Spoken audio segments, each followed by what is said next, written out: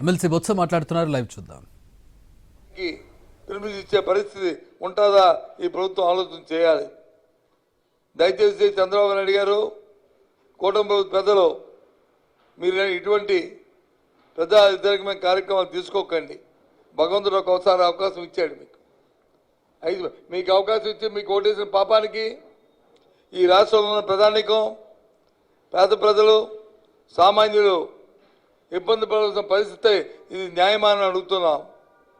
అందుకే చెప్పాడు మా నాయకుడు జగన్మోహన్ రెడ్డి గారు, మా అధ్యక్షుడు చెప్పారు, ప్రజల తాలూకా సహకారంతో, ప్రజల తాలూకా అభిమానంతో ఈ ప్రభుత్వం చేస్తున్న దుశ్చర్యలతో రేపు ఎలాగా వైఎస్ఆర్సీపీ పార్టీ ప్రభుత్వం వస్తుంది. జగన్మోహన్ నాయకత్వంలో మళ్ళీ ఉంటాం. ఈ కళాశాలలు కానీ ఏమైనా సరే ప్రైవేట్ వ్యక్తులు కానీ ఎవరైనా సరే దీన్ని చేయడానికి ప్రభుత్వంతో కుమ్మక్కే చేస్తే మళ్ళీ తిరిగి అది రద్దు చేసి మళ్ళీ వీటన్నిటిని కూడా ప్రభుత్వ కళాశాలగా ఉంచుతామనే విషయాన్ని కూడా ఇప్పటికే ప్రకటించడం జరిగింది. ఇది మళ్ళీ చెప్తున్నాం. అవసరమైతే ప్రత్యేకమైన చట్టాలు చేస్తాం, అవసరమైన కార్యక్రమాలు చేస్తాం. అంతేగాని ఈ ప్రజా వైద్యం ఏదైతే ఉందో ఈ మెడికల్ కళాశాల ప్రైవేట్ పరం జరగనీకంట ప్రజల తాలూకు మద్దతుతో, ప్రజల తాలూకు ఆలోచనతో ఎవరైతే ఈ కోటి సంతకాలు పెట్టినా ఈ వ్యక్తులున్నారో వాళ్ళ తాలూకు ఆలోచనతో ఈ కార్యక్రమాన్ని ముందుకు తీసుకెళ్తామనే విషయాన్ని ఈ సందర్భంగా మనం చేస్తున్నాం. ఇవాళ అందుకే 18వ తారీఖు నాడు మన గవర్నర్ గారు వారు ఇచ్చిన సమయాన్ని సాయంత్రం 4 గంటలకి వారు సమయం ఇచ్చారు.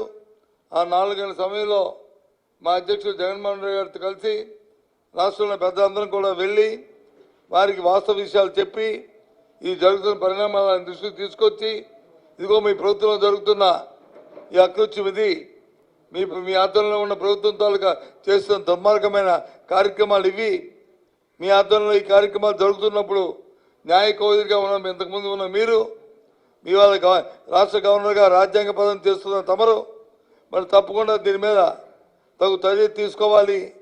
అవసరమైతే మరి మీరు మాట్లాడి చట్టానికి మీరు ఆలోచన చేసి ప్రభుత్వం సంబంధించి ప్రజల తరఫున మీరు కూడా ఉండాలని మరి గవర్నర్ గారిని మనస్ఫూర్తిగా నేను కోరుతున్నాను.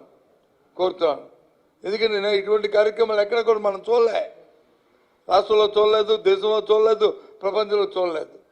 ఎక్కడ కూడా విద్యా వైద్యం ఈ రెండు ఎప్పుడూ కూడా ప్రభుత్వం తాలూకా కనుసన్నల్లోనే కార్యక్రమాలు జరుగుతుంటాయి.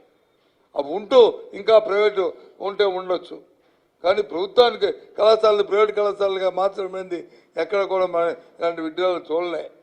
ఇది రాజ్యాంగ హక్కు, సామాన్య ప్రజానికానికి పేద ప్రజలకి రాజ్యాంగం కల్పించిన హక్కు ఇది విద్యా వైద్యం ఈ రెండు. అటువంటి దాన్ని ఇలా తుట్టుపడమైనది ఎంతవరకు సమంజసమో ఆలోచించమని కోరుతున్నాను. అందుకే మీ ద్వారా ఈ రాష్ట్ర ప్రజానీకానికి ఈరోజు జరిగిన ఈ కార్యక్రమం 175 నియోజకవర్గాల్లో జరిగిన ఈ కార్యక్రమాన్ని ఎంత పెద్ద ఎత్తున ఇవాళ మా పార్టీ శ్రేణులతో పాటు సామాన్య ప్రజానికి అందరూ పాల్గొన్న ఈ విషయాన్ని, తద్వారా రేపు జిల్లాలో జరిగే కార్యక్రమాన్ని, తద్వారా రేపు రాష్ట్రంలో జరిగే ఈ కార్యక్రమాన్ని ఈ ప్రభుత్వానికి ఈ దుర్మార్గమైన ఆలోచన ప్రభుత్వంతో ఆలోచన మార్చడానికి ఇవి తీసుకున్న దానికి ప్రజలు ఇంకా మీరు మద్దతు ఇవ్వాలి. ఈ ప్రభుత్వాన్ని పాలతోల వరకు కూడా మీ అందరూ తాలూకు సహకారం కావాలని మీ ద్వారా రాష్ట్ర ప్రధానికాన్ని కోరుతున్నాం. Thank you. చెప్పండి, ఇంకేముందా?